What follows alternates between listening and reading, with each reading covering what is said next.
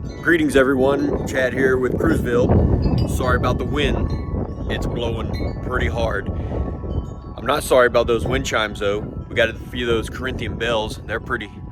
But anyways, everybody's been asking on the YouTube channel about our Wisteria Tree updates. So it's still dormant right now, but hopefully we get some flowers on it this spring. And I'm gonna show you real quick. I'm not gonna do a whole lot of trimming. I think I'm gonna let it do its first flush, just see what happens and then trim it back as needed.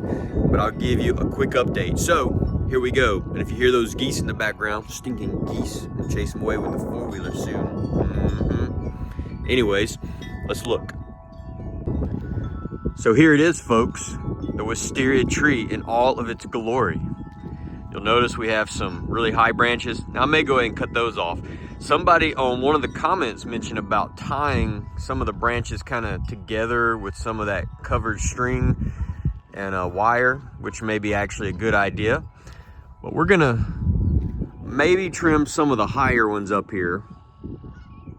And eventually the weight will cause those to bend down, but we can do that also maybe with some strings or wire or something and just gently kind of shape them. But like I said, I may just wait for those to see if they bloom first, just to see what happens. We can cut it anytime. Now down here, we have the leftover supertunia and grass and all that was growing around it. We had a huge bed of supertunias, which I think they're probably done this time. Maybe a few that come back, but I think I'm gonna start over with those. We're gonna clear all this away. You'll notice it has little shoots that come up here from the wisteria. We're gonna take all those down and clear all this out. That way we can see those really good and keep them completely going, because they would sneak up through the supertunias, which look really pretty, but anyway, made them hard to catch until they grew quite a bit. But here's the main branch going up. I'm gonna have to go back and loosen some of those. Those are the same things we're talking about there though, but that's easy to do. That's the only one that looks kind of straining a little bit. Everybody else looks good. Got a bird's nest, we'll get that out of there. But there's a few things we'll fix, you know, like you have some of these that are kind of going over the other ones or rubbing them like this. So we just shape it up a little bit, but I don't think I'm gonna do much of that until it flushes out the first time. And then we'll just kind of see what happens. Because last year we didn't have a whole lot of blooms at all, maybe one or two. And this year it looks like there's blooms on there. So we'll see. That's all we did. We just kept cutting it from the bottom. We're gonna cut like probably down here. Cut all this stuff off right down here because we want it to be a little bit higher. Probably cut this off here so this can hang down as it gets heavier. That's what we do. Just keep shaping it. Just keep cutting it back. We'll probably cut it 2 or 3 times this season. Just keep training it. But you can see it's definitely got the tree shape started. And it's all just coming on the top there. And now we're just gonna rearrange all that and get it looking exactly how we want to over the course of the growing season. And remember, with wisteria, you want to prune them really aggressively, make it do what you want it to do.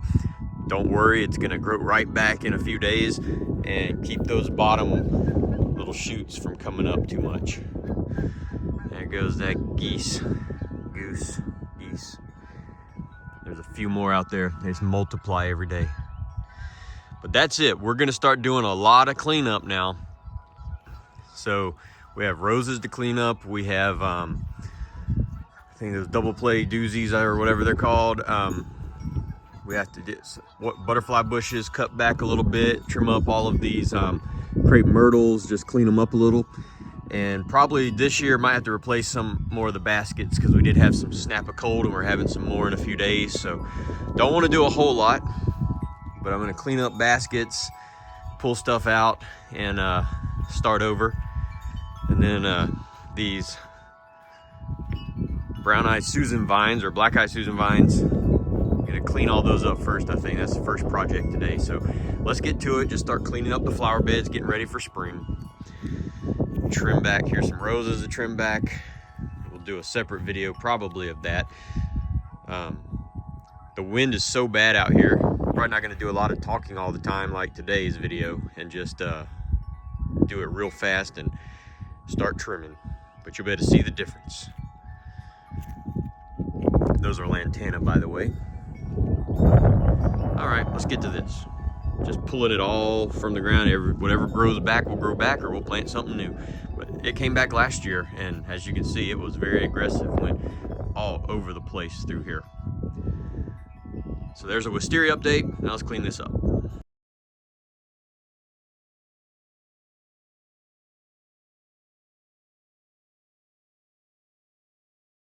Well, dang, my pruning shears wouldn't cut that thing. It's so kind of gooey almost or whatever. But anyway, got these scissors.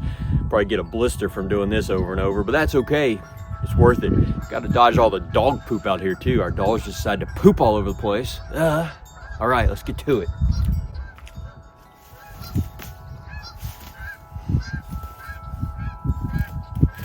That's more like it.